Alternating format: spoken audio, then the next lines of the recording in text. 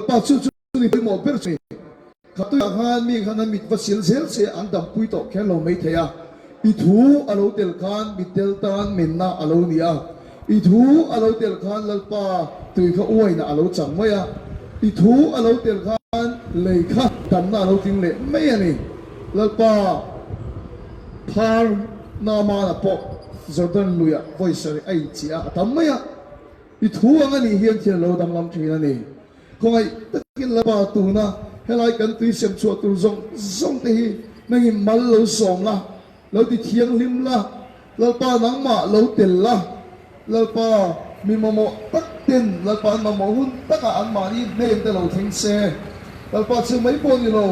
a chang tu le in tu dik tak lo in tir la chu ta chuan mal som na te e khobe na ti ha la ni lo lalpa an ma ni nu na po mangai na ape ka ni ti hilung te lo ke chu ti bok la bitam tak tan dam na te zalen na te alo chak he tu tan he tu hi industry owner si som ten lalpa al rana itan an rana chu ti chin I me na lalpa kanon rana kanon hiat pui kanon tong trai pui ve bok ani nangi mal lo som la dam na te mal som te lo chan ngei na kurin he tu hi me na kan lan thiang lim te kan ta lalpa me na kan lan thiang lim te kan ta chu wan chu nangi lo en ko la local tang la I me lo thing se I thu ne lo ni kom se lo tang lam ro se en ki ma lalpa lo thu kan se ya heng nang ma awang I pe tu te zong hi an te ka hi nang ma I ni awangin he khove la hian he khove la ngi me hian ale tam ta ki nang hu le pok an se athok chuak tu te tan hian lalpa karon tom trai sakamal karon som taka a in tu zong ta tu nai tu ma kom lo nai hemi tu hi karon la na karon tom trai ya an ma ni chu ka tom trai sak poka an na te an ha sak zong ka chu Isu Krista mingin lo tam se local tang la lalpa mal lo so tu la hian lalpa Mizoram ma hian kan thil te kim mi nang mal so I tua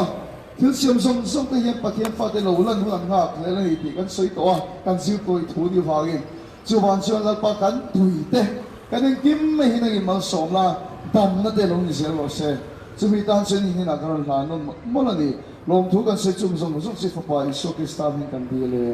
amen anh lộn ấy, anh quý xem hi, cái sáng khát lệ, sống li về là nia,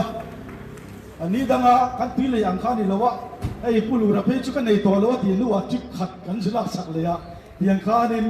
anh in chú đi đâu bật bây giờ, tu na hiền anh treasury, tu phải chỉ cái hàng làn xe, chú anh press meet cái hàng cal khá adu, in du za za, in lạc thì za za cái hàng lão là, tiếng quý phê này anh lâu present anh chú, tu na anh làm rồi xem.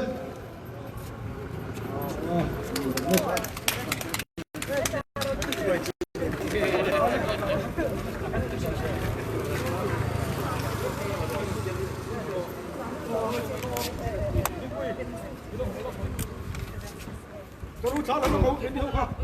Oh, kalau belum itu, kamu buat apa? Orang, kalau di